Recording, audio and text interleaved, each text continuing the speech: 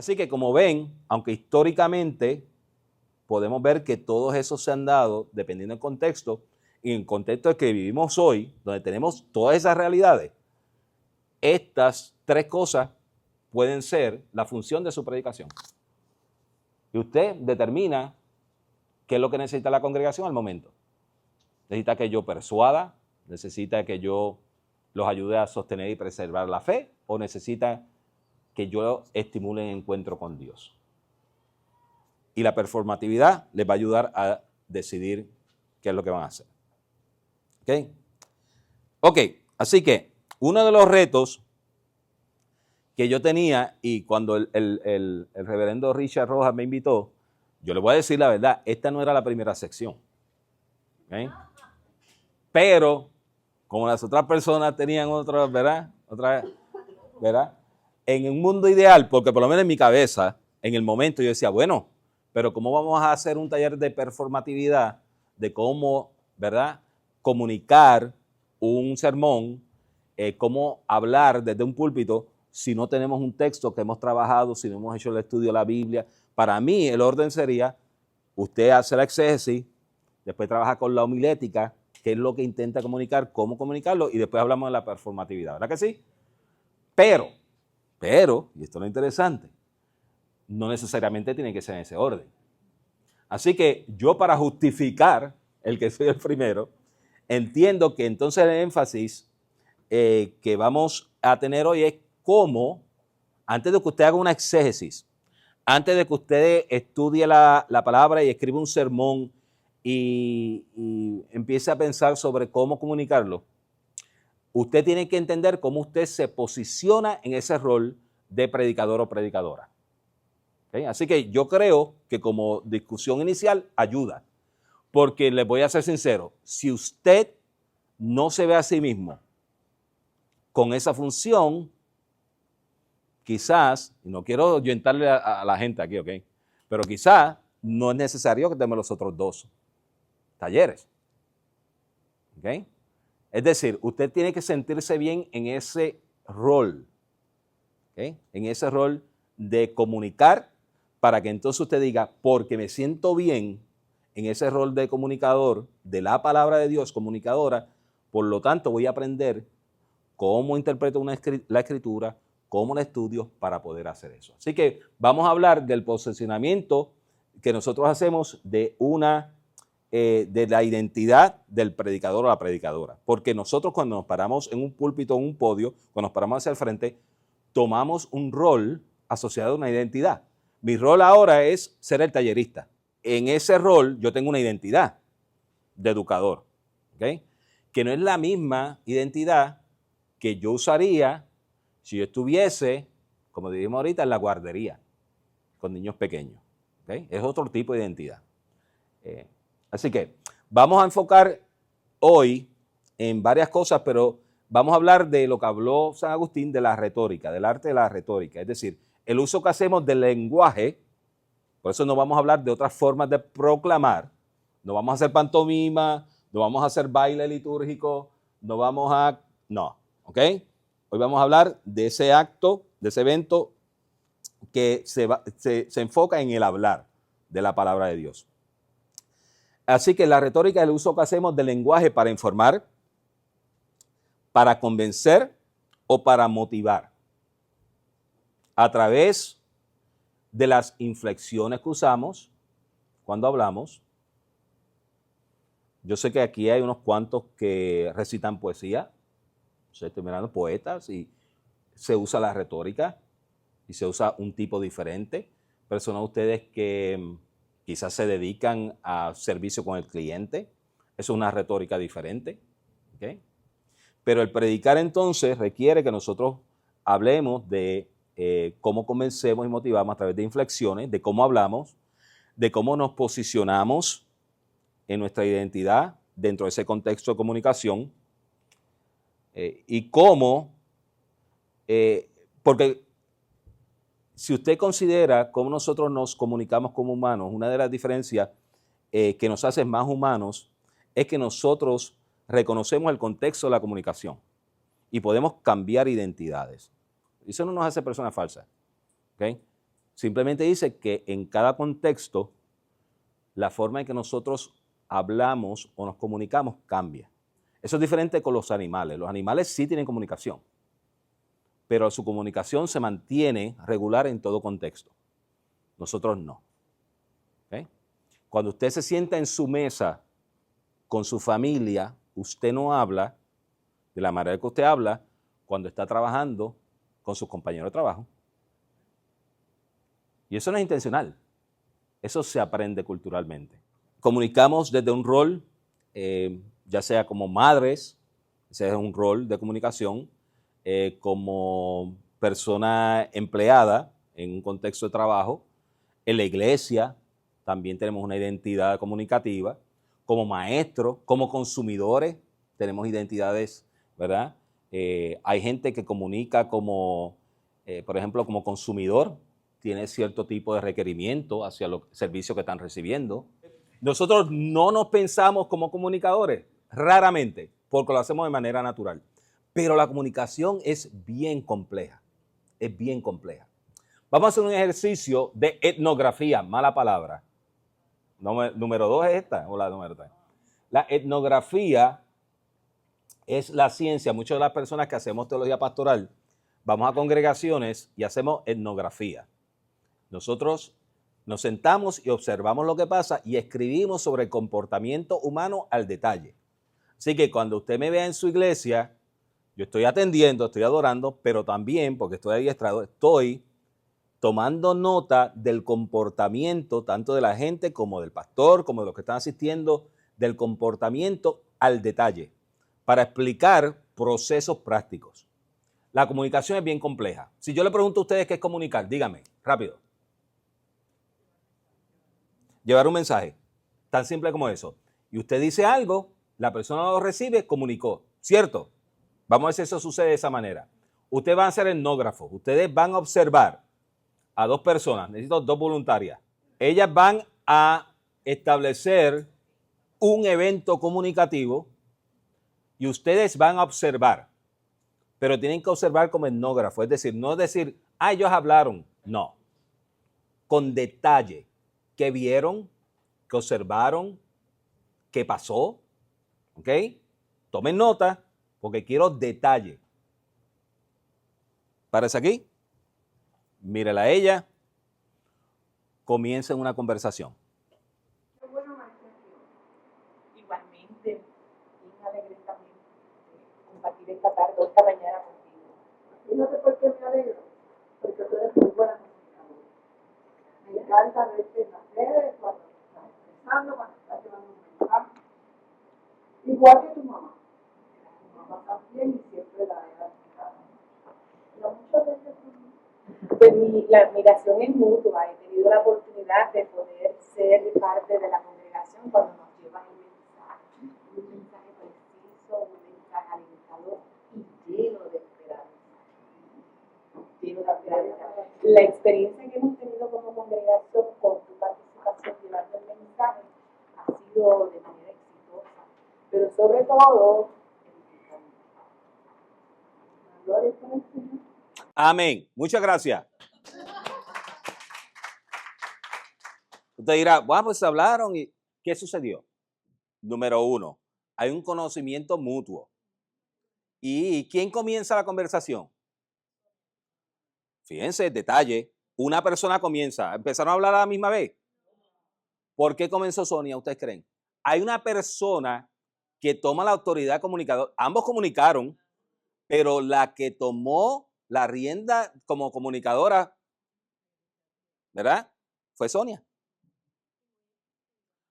Y establece con ese primer decir, ¿qué cosa? El tema. Porque pudo hablar de otra cosa. Puede decir, ese café estaba muy bueno. ¿Verdad? Y qué sé qué. Pero utilizó, le dijo a ella, sin decirle directamente, vamos a hablar de lo que tú haces en el contexto del tema que estamos discutiendo y tú entonces me vas a responder de lo que yo hago. Y no se lo tuvieron que explicar. ¿Vieron que eso? Inició, habló, ¿qué más sucedió? Establece una regla sin tener que establecerla. Encuentra un vínculo para poder conectarse. Ada. hizo era más expresiva, tenía como más fuerza. Ujú. La otra tenía expresión, pero era más, Sí. más pasiva. Fíjense que esto es parte de la retórica. La persona que está en control va a hablar más fuerte y otra persona se va a posicionar como la pasiva de la interacción, la forma pasiva. Y entonces la otra persona gesticula más, ¿ok? ¿Se fijaron en los movimientos? ¿Ok? Se mueve más y entonces es una invitación, en un momento, a mitad de la conversación, ya Carmen empezó a moverse. ¿Ok? ¿Verdad que sí? Ok. Hubo un momento en que rompió conexión, Sonia, rompiste conexión con ella. ¿Cuándo fue?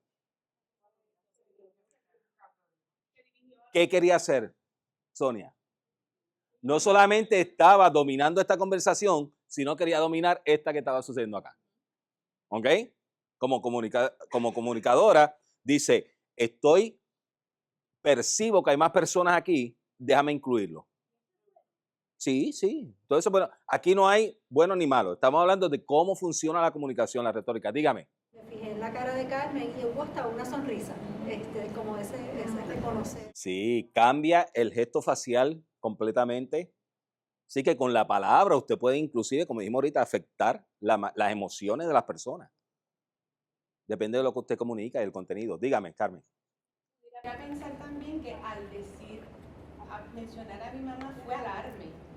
O sea,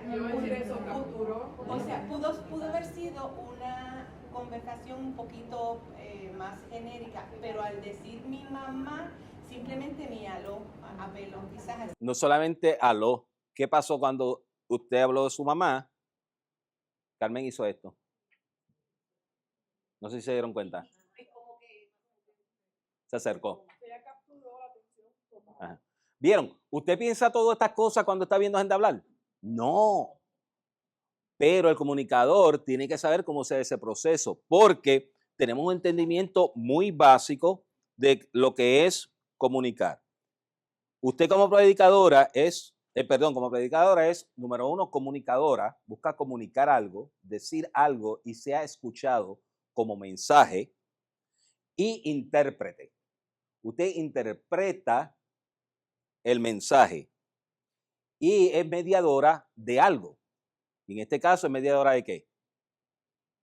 De la experiencia de Dios. Porque no es predicar, no es hablar, no es dar una conferencia. Yo ahora mismo no estoy siendo mediador, para ser honesto, porque no es mi posicionamiento. Yo no estoy predicando. ¿Okay? Yo estoy comunicando, pero en la predicación, la predicadora es comunicadora, es intérprete de la escritura y es mediadora.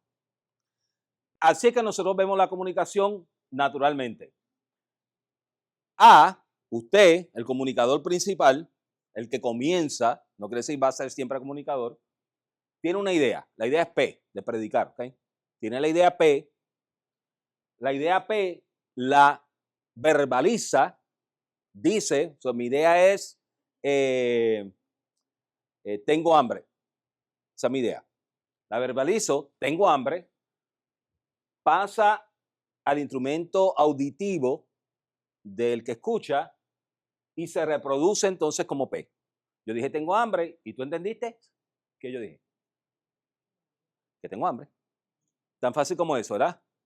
Ahí en esa comunicación, quizá usted diría, bueno, lo que sucedió fue que dijo, ¿verdad? Me gusta como tú predicas, y la otra persona entendió, gracias, porque me dijo, me gustas. Así que B entendió P, ¿verdad? Tan fácil como eso. Paulo Freire, un educador, ¿verdad? Que muchos de ustedes han escuchado, le llamaba a esto el sistema bancario de la comunicación. Es decir, aquí yo tengo mi capital, mi idea, la comunico y la deposito en la mente de esta persona para que se reproduzca de la misma manera. Si yo te digo, Dios salva y quiere que tú seas salvo, esto es lo que tengo mi idea de comunicar, eso es lo que quiero. Cuando yo te pregunto a ti, que sea lo que yo dije. Raramente yo tengo esa experiencia con pastor. Los otros días yo prediqué un sermón y el domingo después vino esta persona a decir, fíjate que estaba pensando que, y el señor, un científico, me dice que tu sermón conecta mucho a la idea newtoniana de la, no, sí, la idea newtoniana de la fuerza. Y lo encontré bien interesante. ¿Por qué utilizaste esto? Y yo dije, yo no estaba pensando en Newton. Me dice, quizás te escuché mal. Yo dije, no, me escuchaste bien. Tú hiciste la conexión. Mi idea no era Newton, pero aquí, eso fue lo que recibiste. ¿Por qué? Exacto, porque mira lo que sucede. El sistema bancario es, yo deposito algo y eso saco. Es básico. Usted pone $100 en la ATH y usted va, ¿verdad? Y quiere sacar 100, ¿verdad? Es lo que puede sacar. No puede sacar más de eso, porque puso más que 100. ¿Ok? En la predicación, usted puede poner $100 en la ATH de la gente y sacar 1000. ¿Ok? O puede poner 100 y estar en bancarrota cuando lo quiera sacar. Sí, sí. Dice, aquí no hay chavos si yo puse 100. No hay nada. ¿Ok? Mira lo que sucede, la comunicación. Una visión completa, entendimiento más complejo, descriptivo, que fueron las cosas que ustedes vieron aquí. Número 1, la persona A, el que comienza la comunicación, tiene una idea. Cuando usted verbaliza esa idea, ya la idea puede cambiar con la verbalización, porque nosotros tenemos filtros. Hay cosas que pensamos y no decimos, y especialmente desde el púlpito. Usted no sabe lo que los pastores piensan y las pastoras cuando están predicando. Y dice, no, hay un filtro, ¿ok? Así que ya la verbalización comienza a cambiar. Y ahorita vamos a decir cómo esos filtros, por ejemplo, nuestra mente, el cerebro hace una sinapsis, es decir, es como una pequeña maquinita y tiene como que fuerzas de energía cambiando y conectándose como cablecitos. Y ellos cambian. Y hay cosas, nuestra mente está llena de cosas y tenemos que filtrar para entonces organizar las ideas y las palabras. Muchas veces las palabras están completas, ¿verdad? Combinadas. Ahorita voy a dar un ejemplo, pero el pastor se acuerda, yo me atrevo a apostar que el pastor se acuerda de sermones que yo he predicado 20 años atrás. ¿Ustedes quieren ver? Dime una frase que yo he dicho en un sermón donde he combinado palabras y cuando las expreso, las vocalizo, están confundidas. ¿Qué dije? ¿Qué dije? Cuando la tiembla tierra.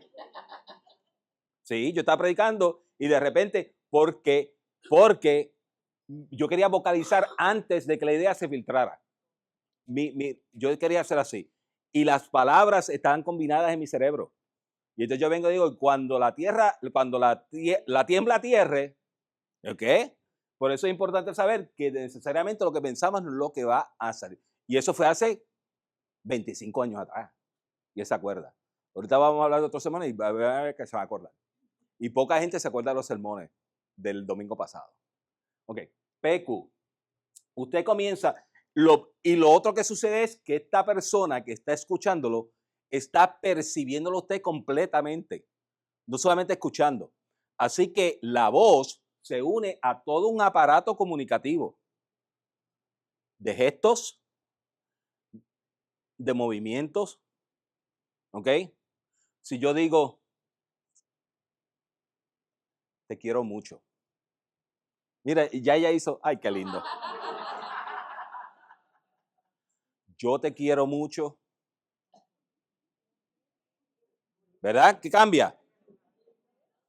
Las mismas palabras, la voz, el vocablo es el mismo, el significado es completamente diferente. ¿Por qué? Porque el que me está mirando está viendo, no solamente escuchando, sino viendo todo el aparato comunicativo. Por eso la gesticulación, lo que hacemos al predicar, al hablar, tenemos que estar conscientes que tiene que apoyar la idea que queremos comunicar. ¿Okay? Porque si no, entonces ya comienza a perderse esta idea inicial. ¿Okay? Y comienza, y esto es lo interesante, se mueve en el espacio. Y el ambiente comunicativo tiene interrupciones también. ¿Okay? Yo estoy hablando y estoy viendo la reacción de las personas y puedo cambiar. O cosas que no se escuchan, ¿verdad? Yo a veces cuando estoy predicando y veo que los que son mayores de 80 se sientan atrás, yo digo, ay, Señor. Ya sé que tengo que proyectar de una manera diferente, que tengo que articular más, especialmente estoy predicando en inglés. ¿Por qué no te sientas aquí? Porque me ha sucedido, esos que se sientan atrás, vienen y me dicen, ¿puedo tener una copia del sermón? Porque no lo escuché todo. Digo, pues claro, si te estás sentando allá atrás, habiendo espacio aquí y no puedes escuchar bien. No le digo eso, pero yo sé que eso va a suceder. Por lo tanto, hay interrupciones, hay momentos de cambio, ¿ok? En este momento, es decir, que usted dijo Q, ¿ok? Lo que salió es Q, y el que escucha conectó una idea con algo que no es ni siquiera lo que usted quería comunicar. Usted dice, vamos a decir que usted comenzó a decir, Dios es bueno con todos aquellos que le responden. ¿Okay? La persona dice, oye, a mí se me pidió que hiciera algo en la iglesia la semana pasada y yo dije que no. ¿Qué fue lo que me pidieron hacer? Ah, que yo viniera el domingo y sirviera la comida. Y, espérate. Sí, y ya la idea, esta persona la conecta con otra cosa que está en su mente. ¿Ok? Y entonces continúa, pasa por el aparato auditivo primero, pero también puede ser que la persona que escucha usa también todo su aparato comunicativo como cuerpo y todo, ¿verdad? Cuando usted escucha algo dice, se me paran los pelos, ¿verdad que sí? O sea, y usted también usted hace gestos y el predicador los ve. Eso es lo bueno de tener los púlpitos altos. Nosotros vemos cómo la gente está respondiendo, porque está usando todo esto y comunicando, ¿ok? Y entonces al final, B entiende Z. Así que su idea era P y esta persona entiende Z. La pregunta que yo les hago a ustedes, ¿fue efectivo el sermón? Si hay una transformación, si hay un tipo de revelación de la palabra, y yo hago eso mucho, déjeme decirle, la iglesia yo voy, la pastora es excelente, y llega un momento que ella dice algo, yo tomo nota y ya yo creo mi propio sermón que es diferente al que ella hizo. Porque ¿cómo te digo? Me impulsó en cierta manera a pensar diferente. Y digo, mira qué idea interesante. La persona no tiene que tener o pensar igual que usted para lograr la comunicación. Sin embargo, retóricamente, esto es importante, esto es efectivo cuando esa persona se transforma y tiene una idea acerca de la fe y de Dios. Sin embargo, en la preparación del sermón, para que usted utilice la gesticulación apropiada, la retórica, la performatividad, usted tiene que asumir que P es lo que tiene que llegar aquí. ¿Entiende la diferencia? Ok, no necesariamente es requisito hacer un buen sermón, pero en la preparación para hacerlo, la intención es que P, porque usted se preparó y tiene una idea, que P sea lo que llegue allá. ¿Ok? Que lo que usted comunica sea lo que llega. Dígame, pastor. Uno se siente que es dueño del bosquejo que ha hecho el día anterior, pero una vez se concretiza, esas palabras cogen alas y ya están en manos de Dios y de la persona que lo recibe. O sea que yo quiero pensar que la intervención del Espíritu más las experiencias de la persona se unen, ¿verdad? A tal grado que a veces mi experiencia ha sido que soy afectado por el feedback que recibo y cambio mi bosquejo.